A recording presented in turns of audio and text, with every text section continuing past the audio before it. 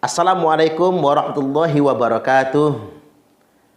Sangat disayangkan dan sangat memprihatinkan, kembali terjadi persoalan terkait dengan ibadah. Beredar video aksi sejumlah orang yang menolak kegiatan ibadah di tempat tertentu. Ini terkait dengan kegiatan ibadah umat Kristiani yang ditolak oleh sejumlah warga dengan alasan tempat yang digunakan bukan rumah ibadah atau bukan gereja. Sampai-sampai politisi nasional Ferdinand Hutahian sangat menyayangkan kejadian tersebut. Kata Ferdinand, sebetulnya beribadah tidak membutuhkan izin. Benar juga. Sekali lagi saya mengecam pembubaran ini.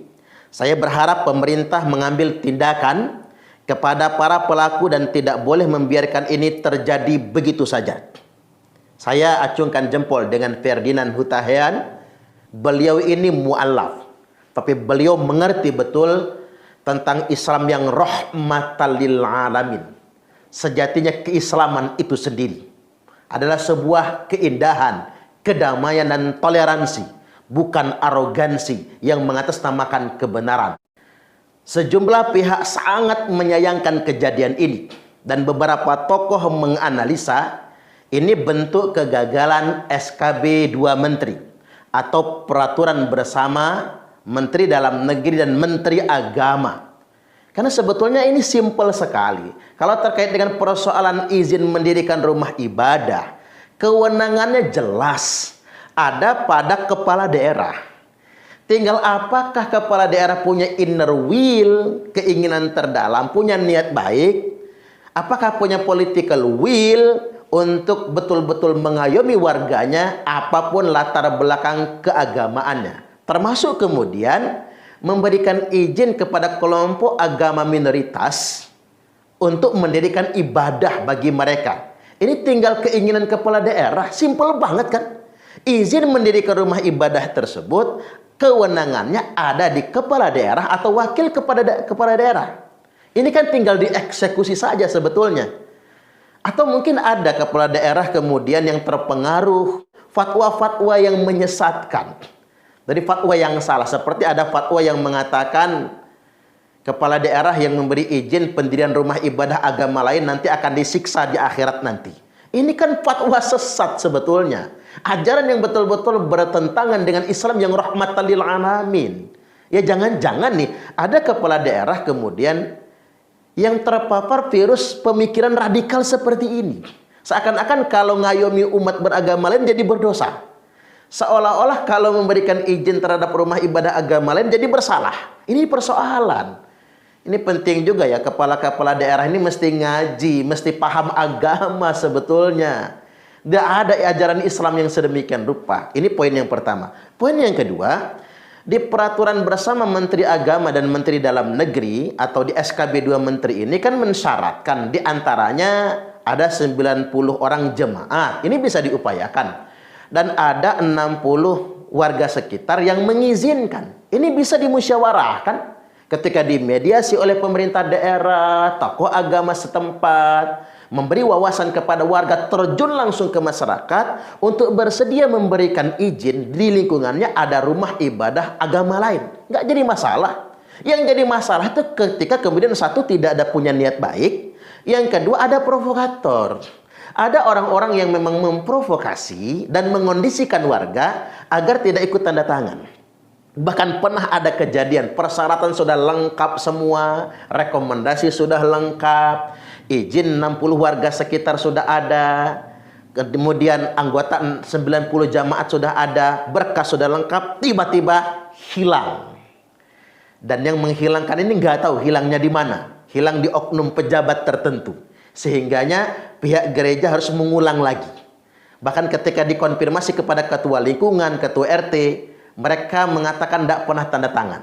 Padahal mereka sudah tanda tangan. Tapi karena ada tekanan pihak-pihak tertentu, mereka kemudian buat pernyataan tidak tanda tangan. Nah kan ini masalah. Bahkan peraturan bersama Menteri PBM atau SKB 2 Menteri ini yang melahirkan FKUB, Forum Kerukunan Umat Beragama. Maksudnya yang memediasi, yang menjembatani, yang memberikan wawasan kepada masyarakat. Bahkan FKUB ini juga ada insentifnya dari negara dalam menjalankan tugas-tugas mereka. Tapi ada oknum, sekali lagi oknum ya, ada oknum FKUB justru yang mengondisikan masyarakat agar tidak memberikan izin. Nah kan ini masalah sebetulnya.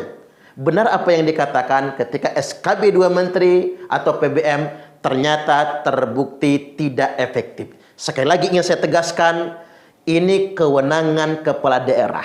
Tinggal apakah kepala daerah punya inner will, punya niat baik, atau political will untuk mengayomi segenap warganya. Yakinlah Allah akan ridho dengan Anda semua kalau Anda bersikap adil dengan warga masyarakatnya. Agar lebih jelas, Anda bisa menonton konten lanjutan ini atau penjelasan seputar perkara ini. Selamat menyimak. Saya juga heran di negeri yang mayoritas muslim ini Bapak Ibu, dengan jumlah muslim terbesar sedunia internasional, lebih gampang bikin pijat plus-plus daripada bikin gereja. Betul nggak kira-kira? Perasaan pijat plus-plus di mana-mana ada aja. Karaoke plus-plus, diskotik. Jangan-jangan sudah ada yang pengalaman ini kayaknya ya. Gampang banget Bapak Ibu. Tapi kalau bikin gereja kok riwah banget. Dengan alasan tidak ada izin. Dengan alasan peraturan bersama Menteri Dalam Negeri dan Menteri Agama atau SKB 2 Menteri. Persoalan seperti ini akan terus berulang dan tidak akan pernah ada penyelesaian. Padahal kuncinya cuma satu.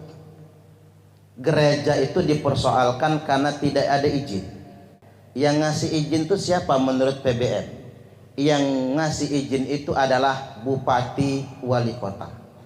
Ngapain pening-pening, kasih aja izin. Setuju gak kira-kira? Nah ini ada masalah ini. Masalahnya di mana? Pejabat publik ini ada 3 model setelah saya perhatikan Pak. Ada pejabat publik, bupati wali kota, ketika muncul persoalan terhadap rumah ibadah, masyarakat agama minoritas, di tengah-tengah masyarakat agama mayoritas, ada yang sigap mampu menyelesaikan persoalan. Saya ambil contoh sederhana, misalnya Bupati Minahasa Tenggara. Ada musola yang ditolak oleh warga. Musola itu kan milik muslim berarti kan? Warga di sana mayoritas beragama Kristen, Protestan. Warga cenderung menolak pendirian musola. Namun bupatinya turun ke lapangan, apa masalahnya? Warga dikumpulkan, diajak rembuk bareng. Bupati mengatakan musola ini harus berdiri. Saya sebagai bupati, kata dia, menawarkan diri menjadi ketua panitia pembangunan dan langsung nyumbang 500 juta. Warga langsung setuju. Dia yang tadinya musola lalu ditingkatkan menjadi masjid. Ini kepala daerah yang hebat. Tepuk tangan dulu. Dia menyelesaikan masalah. Jelas betul Pak. PBM itu mensyaratkan kewenangan izin itu ya ada pada kepala daerah. Ngapain kemudian kepala daerah malah melipir? Ini penting untuk saya ingatkan pada kesempatan kali ini. Yang kedua, ada kecenderungan kepala daerah itu, pejabat daerah ini melipir tadi itu. Melipir, kemudian apatis. Dia malah nyumput, nggak tahu apa maksudnya. Seakan-akan dia biarkan masyarakat bergejolak sedemikian rupa. Dia mungkin sedang cari aman demi satu elektabilitas. Saya sih menyarankan pemimpin yang tidak bisa menyelesaikan masalah di masyarakat nggak layak jadi pemimpin. Betul nggak kira-kira? Tepuk tangan lagi. Yang jangan cari aman. Dia baru disebut pemimpin ketika dia bisa menyelesaikan masalah di tengah-tengah rakyatnya. Bukan cari aman. Itulah tugas pemimpin. Nah yang paling mengkhawatirkan itu Bapak Ibu ketika masuk model pejabat tipe ketiga. Apa pejabat tipe ketiga? Dia bukannya melipir, dia bukannya nyumput, tapi memang dia tidak mau ngasih izin. Ini masalahnya Pak. Dia nggak mau ngasih izin. Berarti pejabat yang kayak gini terpapar paham ekstrim kanan tadi itu. Berarti di dalam dirinya ada kebencian terhadap umat beragama lain. Ngapa nggak punya gereja? Karena nggak dikasih izin. Mestinya kalau dia pejabat yang baik, orang nggak punya gereja, pinjamkan kantor kecamatan. Betul nggak kira-kira? Nih kantor kecamatan, pakai kebaktian tiap minggu. Karena nggak punya gereja. Atau sewakan gedung untuk berikan izin sementara. Itu namanya pemimpin. Makanya Bapak Ibu, saya juga heran. Ternyata PBM, peraturan bersama Menteri Dalam Negeri dan Menteri Agama, peraturannya sudah bagus, tapi dijadikan alat untuk menghambat. Orang bikin aturan tuh buat menghambat, Pak. Bahkan mohon maaf, ada orang bikin aturan tuh buat duit. Atas nama regulasi, atas nama aturan, ya Anda ini kurang syarat. Biar syaratnya lengkap, mau nggak ngasih duit sekian? Ada nggak yang kayak gitu? Ada. Banyak. Tanda tangan ketua RT misalnya, angpau. Bawa ke lurah, angpau. Bawa ke camat, angpau. Bawa pejabat daerah, angpau semua. Jadi menurut saya, sederhana saya ingin membahasakan begini. PBM hanya jadi alat oleh orang-orang yang ingin menghambat. Ada yang berkasnya sudah lengkap Bapak Ibu. 2016 berkasnya sudah lengkap, warga sudah tanda tangan semua. Begitu disetor ke pemerintah daerah, begitu ditanyakan lagi apa, hilang berkasnya. Saya malu sebagai orang muslim, Pak, punya pejabat daerah yang sengaja menghilangkan berkas yang sudah lengkap untuk izin pendirian gereja. Berarti memang ada oknum pejabat daerah Bapak Ibu yang terpapar kelompok radikal. Saya berharap pejabat-pejabat begini mestinya dibersihkan saja. Setuju nggak kira-kira? Berikut ceramah wawasan kebangsaan selengkapnya. Selamat menyimak, mendengarkan sampai tuntas. Saya ingin mengerucut pada kesempatan kali ini. Kita ini bicara wawasan kebangsaan. Ada 4 pilar kehidupan berbangsa dan bernegara kita. Apa saja itu? 1. Pancasila sebagai ideologi negara. Yang kedua, Undang-Undang Dasar Negara Republik Indonesia tahun 1945 sebagai konstitusi. Yang ketiga, sistem kenegaraan, Negara Kesatuan Republik Indonesia. Dan yang keempat, Bhinneka Tunggal Ika. Kita semua berbeda-beda, kita memang beragam suku, agama dan budaya, bahasa, ras dan lain sebagainya, namun kita berbeda-beda tapi tetap satu jua, Bhinneka Tunggal Ika. Saya mau masuk ke Bhinneka Tunggal Ika. Ada kejadian persekusi terhadap umat Kristiani Gereja Kristen Kemah Daud di Raja Basa Jaya yang mempersekusi ketua RT-nya dengan alasan GKKD Kemah Daud itu belum ada izin.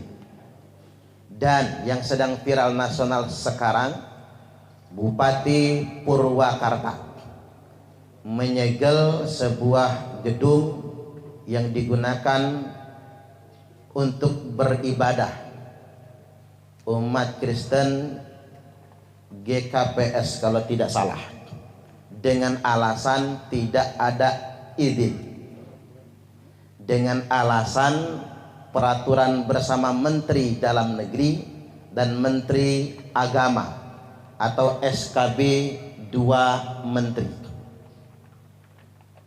Persoalan seperti ini akan terus berulang dan tidak akan pernah ada penyelesaian.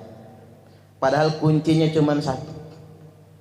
Gereja itu dipersoalkan karena tidak ada izin. Yang ngasih izin itu siapa menurut PBM? Yang ngasih izin itu adalah bupati wali kota. Ngapain pening-pening, kasih aja izin. Setuju gak kira-kira? Nah ini ada masalah ini. Masalahnya di mana? Pejabat publik ini ada 3 model setelah saya perhatikan, Pak. ada pejabat publik, bupati, wali kota, ketika muncul persoalan terhadap rumah ibadah, masyarakat agama minoritas di tengah-tengah masyarakat agama mayoritas, ada yang sigap mampu menyelesaikan persoalan. Saya ambil contoh sederhana, misalnya Bupati Minahasa Tenggara. Ada musola yang ditolak oleh warga. Musola itu kan milik muslim berarti kan.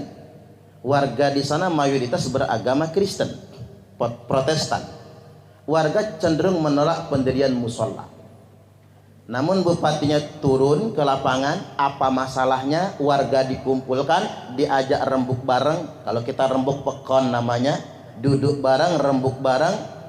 Bupati mengatakan musola ini harus berdiri. Saya sebagai bupati, kata dia, menawarkan diri menjadi ketua panitia pembangunan dan langsung nyumbang 500 juta. Warga langsung setuju. Yang tadinya masjid, lalu yang tadinya musola, lalu ditingkatkan menjadi masjid. Ini kepala daerah yang hebat. Tepuk tangan dulu. Dia menyelesaikan masalah. Jelas betul, Pak. PBM itu mensyaratkan kewenangan izin itu ya ada pada kepala daerah. Ngapain kemudian kepala daerah malah melipir? Ini penting untuk saya ingatkan pada kesempatan kali ini. Yang kedua, ada kecenderungan kepala daerah itu, pejabat daerah ini melipir tadi itu. Melipir, kemudian apatis. Mungkin ini dia sedang bertaruh dengan elektabilitas. Seandainya dia nggak nyumput gitu, ada nggak sih pejabat kalau urusan ini nyumput? Ada nggak? Ada nggak? Ada. Ini mau kita upload di YouTube ini soalnya biar denger tuh pejabat tuh. Dia malah melipir, dia malah nyumput, nggak tahu apa maksudnya. Seakan-akan dia biarkan masyarakat bergejolak sedemikian rupa. Dia mungkin sedang cari aman demi satu elektabilitas. Saya sih menyarankan pemimpin yang tidak bisa menyelesaikan masalah di masyarakat nggak layak jadi pemimpin. Betul nggak kira-kira? Tepuk tangan lagi. Yang jangan cari aman. Dia baru disebut pemimpin ketika dia bisa menyelesaikan masalah di tengah-tengah rakyatnya. Bukan cari aman.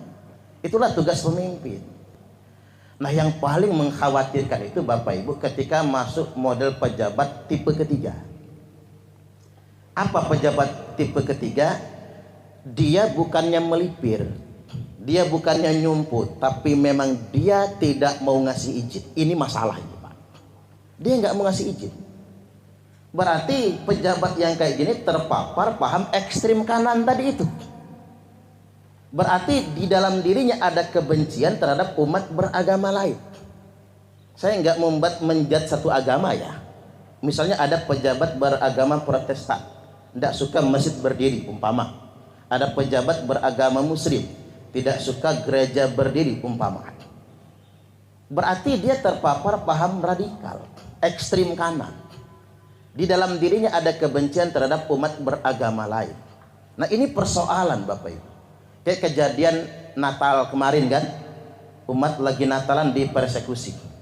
Natal, ada yang Natalan di rumah kan gitu, ada yang Natalan di ruku kalau tidak salah. Kan sederhana memandang persoalan tuh simpel banget kalau saya. Mengapa dia Natalan di rumah? Ya sama, orang Islam sering nggak pengajian di rumah? Ada nggak yang mubarin? Nggak berani dibacok dengan macam-macam. Nggak ada kan? Apa masalahnya pengajian di rumah? Dan orang mengadakan Natalan di rumah mungkin dengan alasan nggak punya gereja. Itulah sebabnya dia mengadakan perayaan Natal di rumah, karena nggak punya gereja. Mengapa dia tidak punya gereja? Karena pejabat daerah nggak mau ngasih izin. Itu saja masalahnya. Ada yang kemudian Natalan sampai di ruku, dimarahin, digerebek, karena fungsi ruku bukan buat gereja, ini menyalahgunakan fungsi bangunan. Tanya dulu sama yang pakai ruku buat ibadat. Ngapa pakai ruku? Karena nggak punya gereja. Ngapa nggak punya gereja? Karena nggak dikasih izin. Mestinya kalau dia pejabat yang baik, orang nggak punya gereja, pinjamkan kantor kecamatan. Betul nggak kira-kira? Ini kantor kecamatan, pakai kebaktian tiap minggu. Karena nggak punya gereja. Atau sewakan gedung untuk berikan izin sementara. Itu namanya pemimpin. Makanya Bapak Ibu, saya juga heran ternyata PBM, peraturan bersama Menteri Dalam Negeri dan Menteri Agama, peraturannya sudah bagus, tapi dijadikan alat untuk menghambat. Orang bikin aturan tuh buat menghambat, Pak. Bahkan mohon maaf, ada orang bikin aturan tuh buat duit, atas nama regulasi, atas nama aturan. Ya, Anda ini kurang syarat, biar syaratnya lengkap, mau nggak ngasih duit sekian? Ada nggak yang kayak gitu? Ada, banyak. Tanda tangan ketua RT misalnya angpau, bawa ke lurah angpau, bawa ke camat angpau, bawa pejabat daerah angpau semua. Walaupun masih mending, Pak, yang demen-demen angpau itu masih mending gitu ya, masih enak, bisa diduitkan. Tapi ini kenyataan loh Bapak Ibu, yang sedemikian rupa. Yang paling bahaya itu ketika orang menjadi sangat ideologis. Oke, coba kita lihat di PBM itu, syarat mendirikan rumah ibadah itu harus ada data yang disahkan oleh pejabat setempat, jemaat minimal 90 orang. Kan simple itu.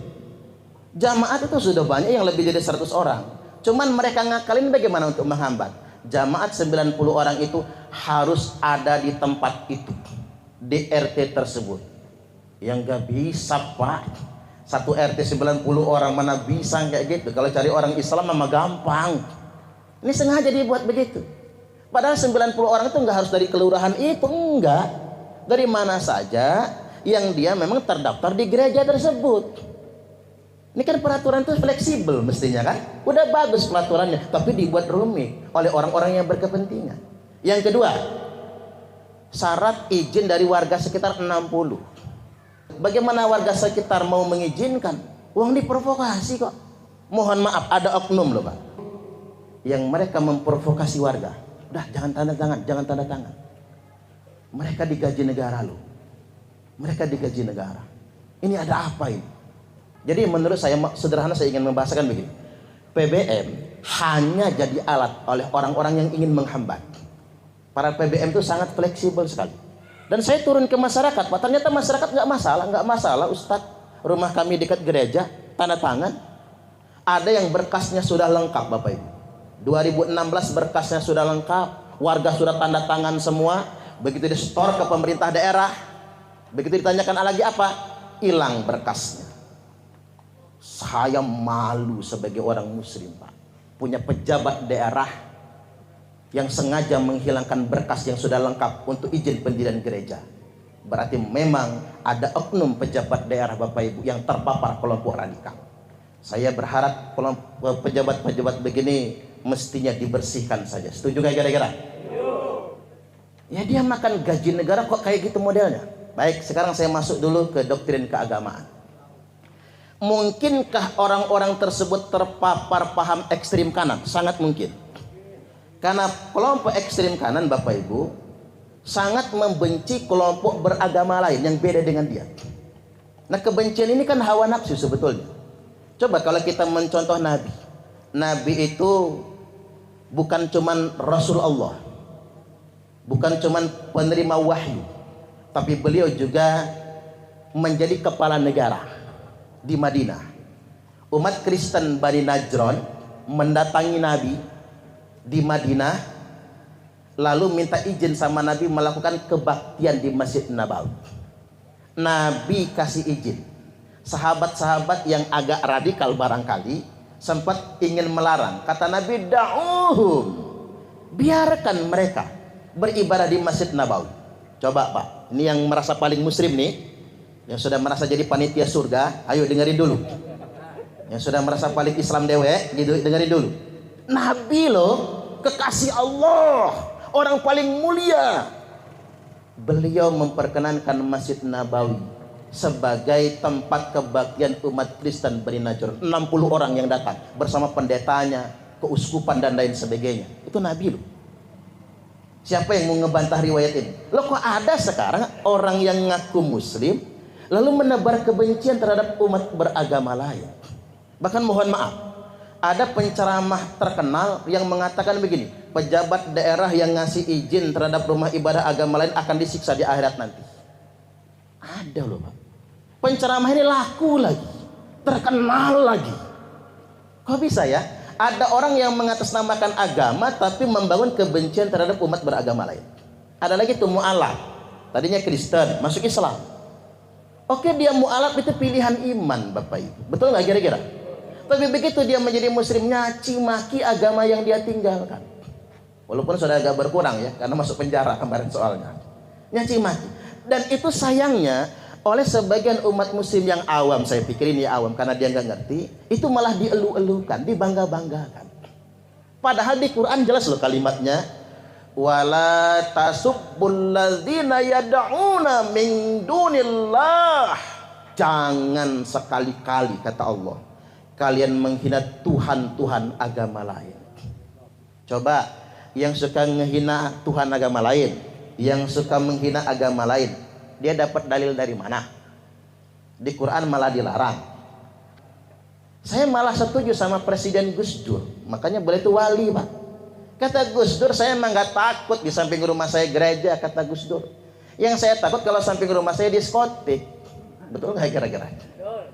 Saya juga heran, di negeri yang mayoritas muslim ini Bapak Ibu, dengan jumlah muslim terbesar sedunia internasional, lebih gampang bikin pijat plus-plus daripada bikin gereja. Betul nggak kira-kira?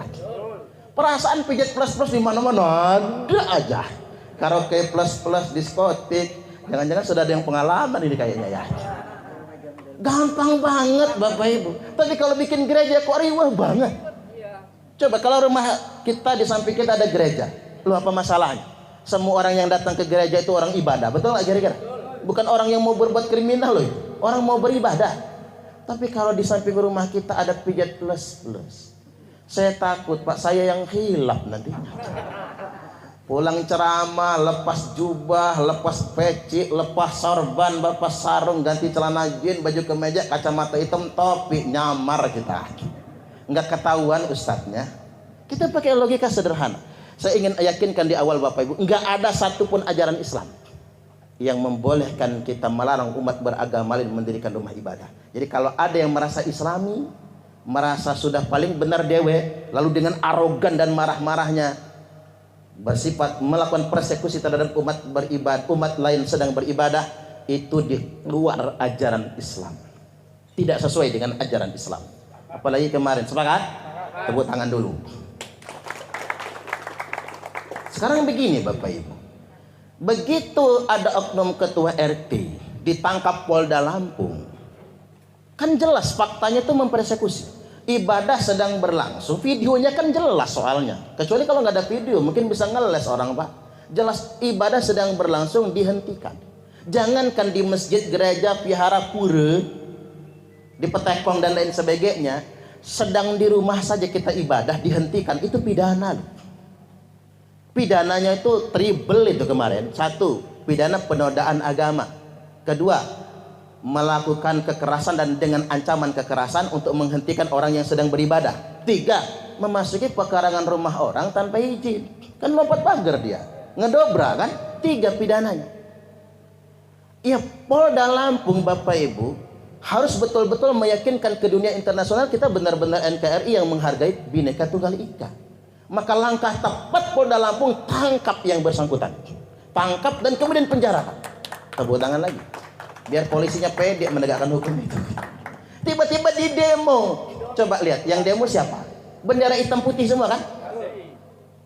Kelompok-kelompok ekstrim dari kelompok yang terlarang yang demo-demo itu, mereka kibarkan bendera hitam. Kan udah jelas kata Imam Ali karramallahu wajhah. Ini kalau lihat bendera hitam lagi orang demo pakai bendera hitam, nih ingat hadis ini. Idza ra'aitumur rayatis sud. Apabila kalian semua melihat bendera hitam dikibarkan, falzamul arda wala tuharriku aydiyakum wala arjulakum. Tetaplah di bumi kalian masing-masing. Jangan gerakkan tangan kalian, jangan gerakkan kaki kalian, jangan ikut-ikutan mereka. Karena mereka itu kelompok bendera hitam palsu. Muncul pertanyaan, yang asli ada nggak Ustaz? Ada. Nanti ketika Imam Mahdi melawan Dajjal, kapan Dajjal muncul? Kalau sudah kemarau 3 tahun berturut-turut, daun hijau habis semua. Daun masih banyak yang hijau? Masih. Hujan masih? masih tangeh berarti kan. Di Dajjal dilawan oleh Imam Mahdi. Tapi Imam Mahdi hanya bisa mengalahkan pasukan Dajjal. Yang bisa mengalahkan Dajjal hanya Nabi Isa. Maka Nabi Isa turun membunuh Dajjal. Sedemikian rupa.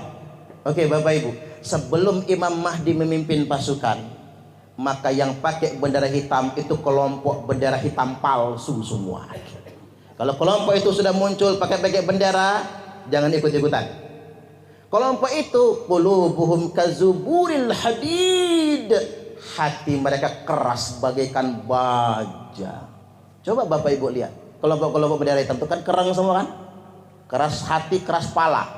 HTI atau Hizbut Tahrir, JI Jamaah Islamiyah, Al-Qaeda Usama bin Laden kan, ISIS, keras semua kan?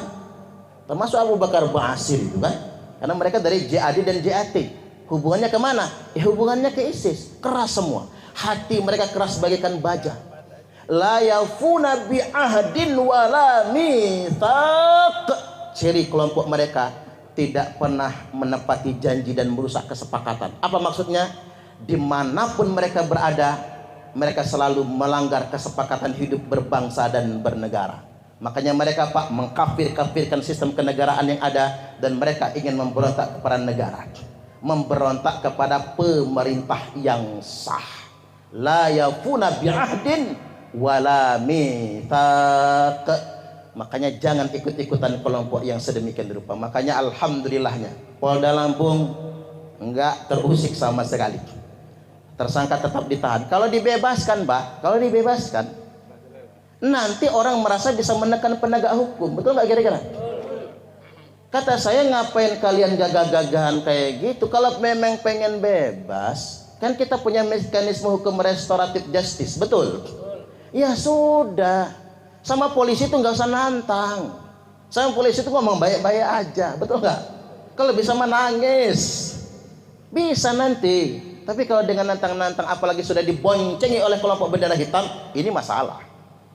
Gara-gara diboncengi oleh kelompok bendera hitam, Bapak Ibu, maka saya mendukung penuh Polda Lampung menyelesaikan masalah ini. Cepat limpahkan ke kejaksaan, cepat dilimpahkan ke pengadilan, dan cepat adanya putusan. Tapi ingat, kita tepuk tangan dulu. Kita menganut sistem hukum praduga tak bersalah. Jadi kita pula jangan menghakimi sebelum ada vonis pengadilan. Lebih baik yang keluar-keluar diskriminasi, kriminalisasi itu, kalau memang mereka merasa benar, tarung di pengadilan. Hakim tidak mungkin disetir, Bapak Ibu. Kalau salah dia tetapkan salah, kalau benar pasti dia bebaskan. Jadi begitu. Baik, sedikit lagi Bapak Ibu. Yang selanjutnya saya perlu ingatkan pada kesempatan kali ini. Yuk Pak, kita ini mayoritas muslim. Mayoritas muslim di Indonesia ini dengan jumlah populasi muslim terbesar sedunia internasional. Dulu waktu India, Pakistan, Bangladesh belum pecah 3 negara, India adalah negara yang muslim terbanyak. Tapi setelah mereka pecah 3 negara, Indonesia dengan negara yang jumlah muslimnya terbanyak sedunia internasional. Tapi mohon maaf Bapak Ibu, kita ini muslim mayoritas, kadang-kadang dianggap seperti kelompok pinggiran, muslim pinggiran. Ini ada sekelompok orang yang ngaku cucu Nabi, seakan-akan menjadi warga agama kelas 1. Jadi kita muslim pribumi ini Pak, warga agama kelas 2 itu. Emang dia dapat Islam dari mana itu coba? Allah nggak pernah lo ngajarin kayak gitu, Nabi nggak pernah mengajarkan kayak gitu. Itu sudah menunjukkan Bapak Ibu, seperti ada kelas dalam beragama. Mereka kasta tertinggi, kita kasta bawah gitu. Mentang-mentang hidung kita ini proporsional, nggak mancung-mancung. Saya nggak suka bener yang kayak gini nih Pak. Saya nggak suka, ini feodalisme ini bertentangan dengan ideologi kita kan. Ideologi kita nggak boleh mengajarkan feodalisme. Kalau Habib beneran Bapak Ibu mungkin kenal, Habib Umar bin Habib. Beliau bukan cuma ulama untuk umat Islam, umat Kristen, Katolik, semua agama. Ada Habib Ali Zainal Abidin Al-Jufri, dari Yaman semua itu Pak, Hadramaut. Dua-duanya ulama internasional ngayomi, berteman dengan Vatikan, berteman dengan semua umat beragama lain. Enggak kemudian maki-maki, marah-marah, kemudian mengajak umat melawan pemerintah yang sah. Artinya jangan sampai kemudian kita diam melihat kenyataan ini. Ada orang yang kemudian mempolitisasi agama, tapi bersikap feodal, merendahkan orang lain. Bahkan kita merendahkan kita. Nggak boleh yang sedemikian rupa, Bapak Ibu. Baik, kemudian yang berikutnya, saya ingin ngajak kita juga mawas diri. Sebagai muslim mayoritas, kita punya kewajiban merepresentasikan Islam yang sesungguhnya. Betul nggak kira-kira? Islam itu kan rahmatan lil alamin. Sekarang begini, kita ya berhitung Bapak Ibu. Jumlah masjid di Indonesia ini 800.000 masjid. Belum musola, dengan musolanya sekitar 1,5 juta. Ini bukan data saya loh. Data statistik saya baca di Google soalnya. Kalau salah Google itu. Jumlah masjid terbanyak sedunia internasional. Dan masjid di Indonesia ini Pak dekat-dekatan. 1 RT 2-3 masjid. Hanya Indonesia Raya tercinta ini bikin masjid nggak pakai IMB. Coba tanya Pak. 80% masjid di Indonesia itu nggak punya IMB. Di Arab Saudi, 21 negara Arab ya, nggak boleh bikin masjid tanpa izin. Kalau ada masyarakat bikin izin pakai panitia pembangunan masjid, warga RT sekian umpama bikin masjid, nggak izin ke kerajaan, dihancurkan pakai eskavator itu. Masjid diror, bikin masjid tanpa izin pemerintah. Atau kalau kita kejauhan ke Arab, barangkali belum sempat umrah atau haji, main ke Malaysia, Brunei Darussalam. Malaysia itu Bapak Ibu kerajaan Islam. Brunei Darussalam itu kerajaan Islam. Masjid jaraknya 3 kilo. Orang mau ke masjid kalau Jumatan naik bis. Nggak bisa bikin masjid kalau nggak diizinkan kerajaan. Makanya yang geger-gegeran tuh kayaknya memang kopinya kurang kental, mainnya kurang jauh hidup.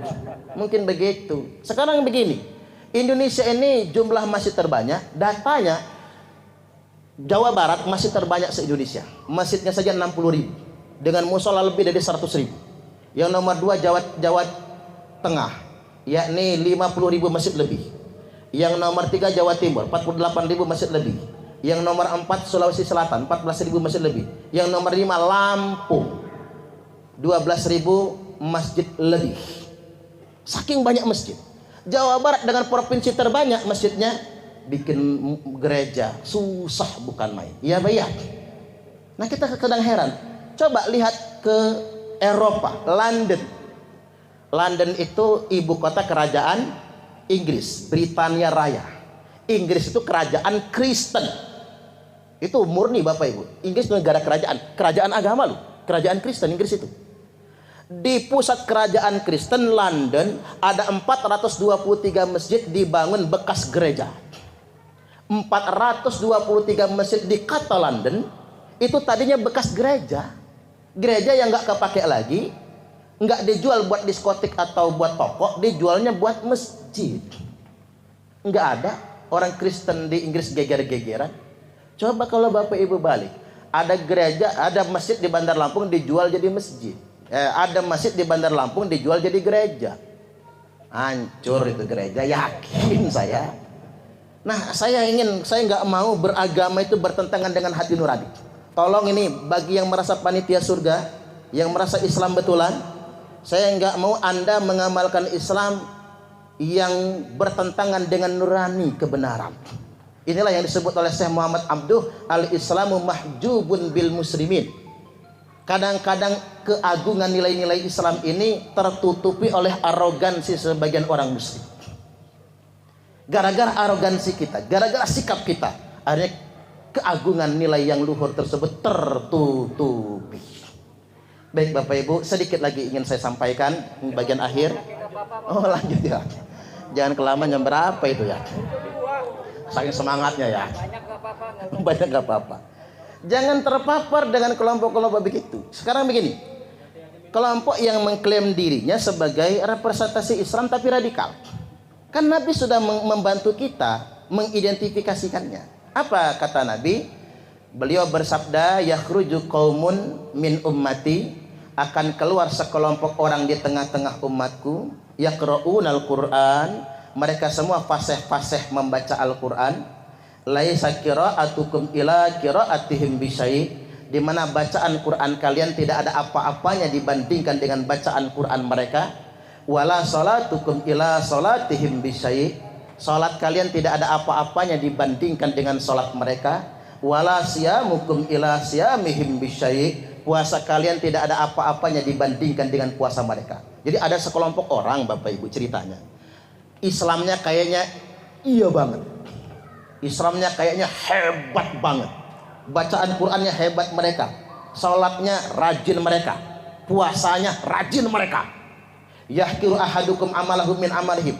Sampai-sampai salah seorang di antara kalian, kata Nabi, akan minder kalau membandingkan amal dengan amal mereka semua. Kelompok ini fanatik sangat, tapi jangan pernah tertipu, kata Nabi.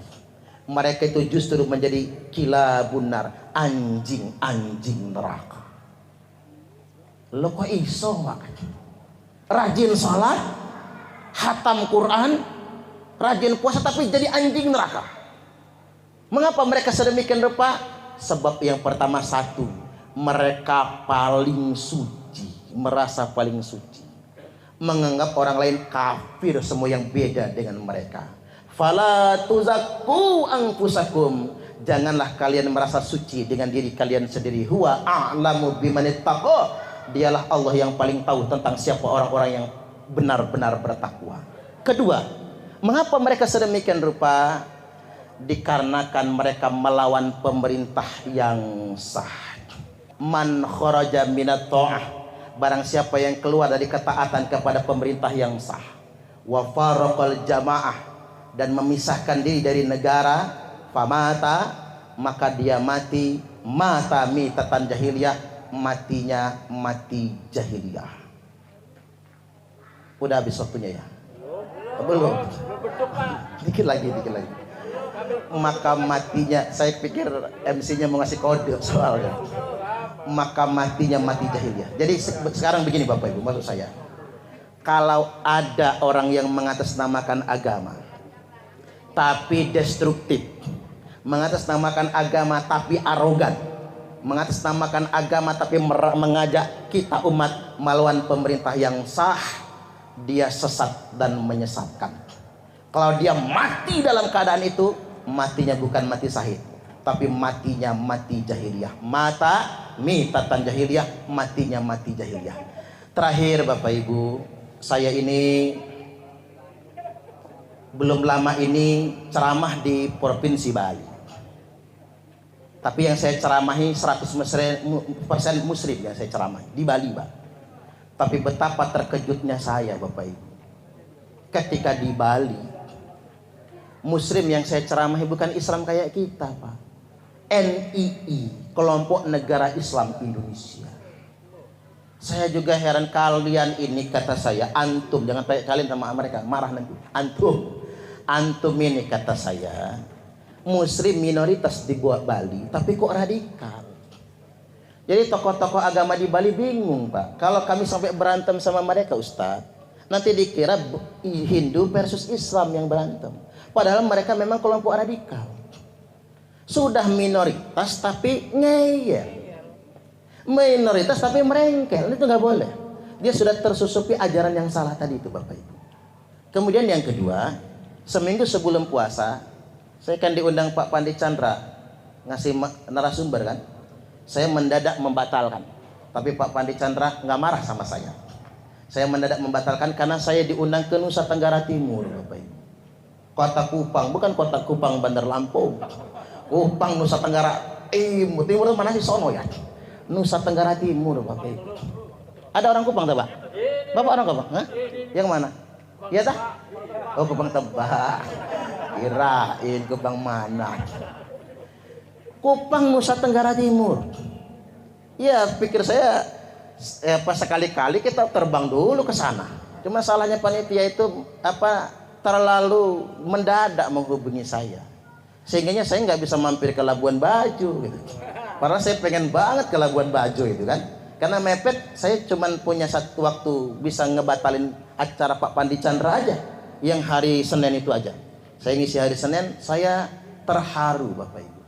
Di NTT itu mayoritas beragama Katolik, yang kedua beragama Protestan, Islam agama ketiga, dikit jumlahnya, tapi nggak ada orang yang menghalangi bangun masjid di sana. Masjid bebas berdiri, makanya Kota Kupang menjadi kota paling toleran nomor 4 se-Indonesia. Tepuk tangan dulu. Itu loh Pak maksud saya. Yuk kita timbang perasaan. Kalau kita aja bikin masjid, kalau kita minoritas nggak mau dihalangi orang, sama. Ketika orang mau bikin gereja kita halangin, nggak enak juga rasanya. Sekali lagi Bapak Ibu, yuk kita sebarkan Islam yang sesungguhnya, Islam yang rahmatan lil alamin. Kebebasan beragama dan beribadah dijamin Undang-Undang Dasar 1945, kalau nggak salah itu di pasal 28E ayat 1 dan di pasal 29. Kebebasan beragama dan beribadah menurut agamanya masing-masing. Terakhir, kami semua mendukung pemerintah Republik Indonesia untuk benar-benar menjaga NKRI dan semua ideologi, semua paham yang bertentangan dengan Pancasila, ideologi negara dan Undang-Undang Dasar 1945 dan melawan negara kesatuan Republik Indonesia hendaknya dipidanakan. Setuju nggak kira-kira? Tepuk tangan. Baik, demikian wallahul muwaffiq ila aqwamit thoriq. Wassalamualaikum warahmatullahi wabarakatuh. Terima kasih kepada Bapak Ustadz Subarman yang telah memberikan wawasan kepada kita semua agar kita tetap berpegang pada